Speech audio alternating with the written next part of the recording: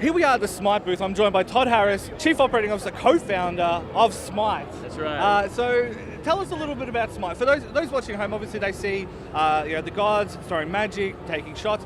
Give us a breakdown. Elevator pitch it for me. Cool. Well, of course, the elevator pitch is it's a battleground of the gods. So players assume a god or goddess from mythology around the world, and they battle it out in a bunch of different game modes. And for players that are familiar with the MOBA genre, we are considered a MOBA, but a bit different. And the primary way is that the camera's right behind your character, so it controls and feels like a third-person shooter. I actually have to aim every one of my shots, and you can get out of the way. So it's that combination of team strategy with individual skill with the controls and aiming that makes Smite a little bit different, we think. Well, and I think that's probably the thing I've noticed from watching people play and having to play myself is it is very much skill shot based. Like there's a lot of those skills that come from Quake, Call of Duty, all that kind of stuff, landing your skills. And yeah, there's AoE, but a lot of it is based on individual player skill as opposed to clicking at a point and hoping they go there. Yeah, exactly. You don't click to move your character, you directly control it, so the combat just feels more visceral. You really feel like you're in the battle. And from a player standpoint,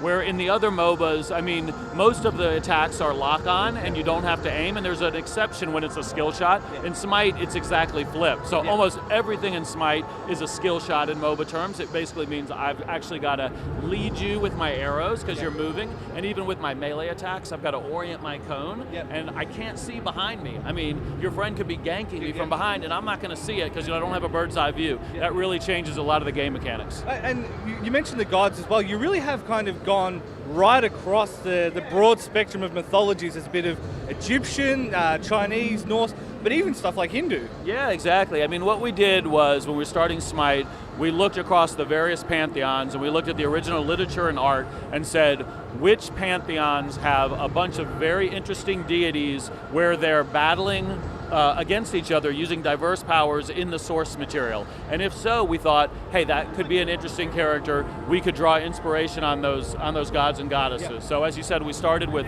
7 pantheons, 7 families. We're trying to fill out so the major roles within Smite are covered within that pantheon. We're up to about 59 gods and goddesses now. We release a new one approximately once a month.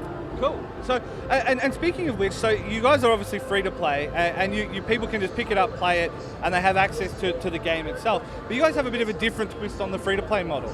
We do. So it's free to play, and of course we avoid any pay to win. You know, try to make all the gods balanced. They're all accessible without paying a dime.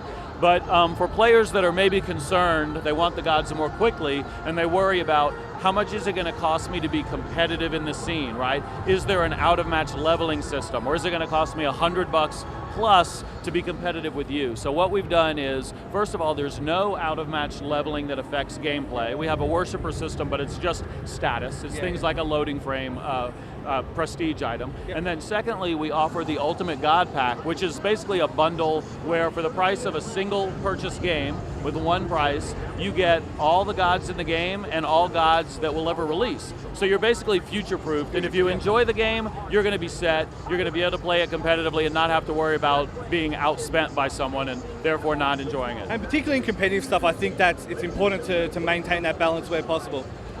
Last question, I'll curveball it a little bit. Sure.